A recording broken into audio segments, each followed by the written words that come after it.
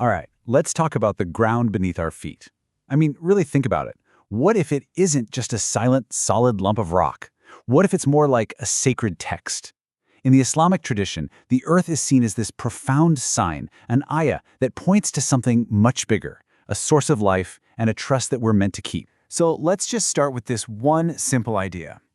What if the ground that you walk on every single day, what if it's actually trying to communicate something? Not with words, of course, but, through its very design, its structure, and our deep fundamental connection to it. This is a really powerful verse from the Qur'an that just flips the whole perspective. It's asking us to look again, to see the earth not as a random planet, but as a carefully designed resting place, almost like a cradle. And what's holding it all steady? Mountains, described here as pegs. That single image?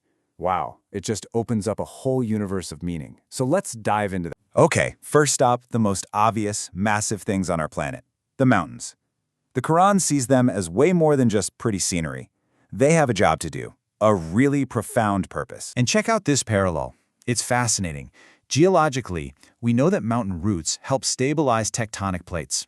Well, the Quran uses this incredibly similar idea, calling them awtad, which literally means pegs, like the kind you'd use for a tent. But then there's this whole other spiritual layer.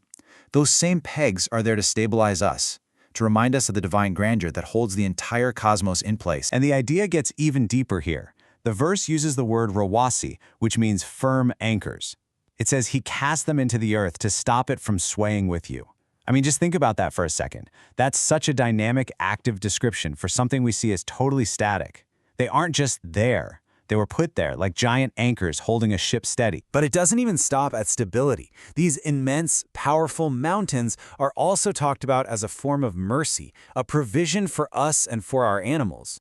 This completely transforms them from just being static pegs into being an active, life-giving part of our world. So they're not just stabilizers, they're sustainers. So we've gone from the epic scale of mountains, and now we're going to zoom all the way in. We're going to something far more intimate, the soil itself.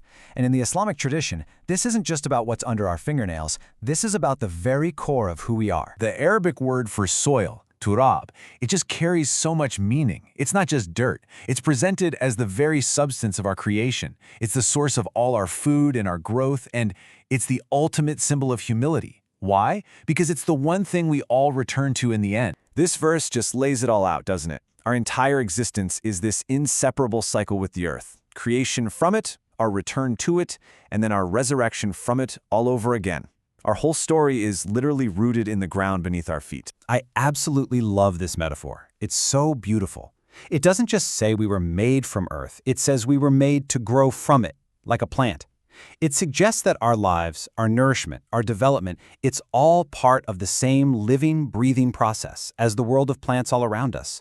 We're part of the garden. Okay, so if the mountains are divine pegs holding everything together, and the soil is our literal origin story, what does that actually mean for us? How are we supposed to respond? Well, the answer lies in how we walk on this earth, with humility. And the life of the Prophet Muhammad, peace be upon him, gives us this really practical model. The sources tell us he walked lightly, without any arrogance. He lived on simple ground, and he wasn't too proud to get his hands dirty and repair an earth floor himself. He constantly taught people to stay grounded, both literally and in spirit. And this all leads to this beautiful spiritual paradox. This saying connects the physical act of being low to the ground with being spiritually raised up. Think about it. The more you humble yourself for God's sake, the more God elevates you. It's a complete reversal of how we normally think about status. So let's put it all together. The earth is a resting place. The soil is where we come from, and our walk on it should be a lesson in humility.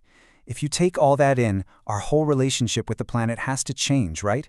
It just stops being a resource to be used up, and it becomes what it was always meant to be, a sacred trust. And this leaves us with some really important questions for ourselves. Here's the first one, just a personal check-in. How do I carry myself on this earth every day?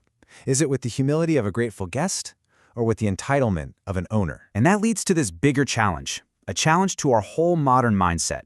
Can we actually make that shift to stop seeing the earth as just a resource to exploit and start seeing it as a trust, an amana, that we have to protect for everyone who comes after us? And so finally, it all boils down to this. What does this mean for you, right here, right now? If the ground is our origin, our sustainer, and our final home, then what is our sacred duty to it? What's just one thing you can do today to honor that trust? That's a question worth taking with you. Thanks so much for joining me.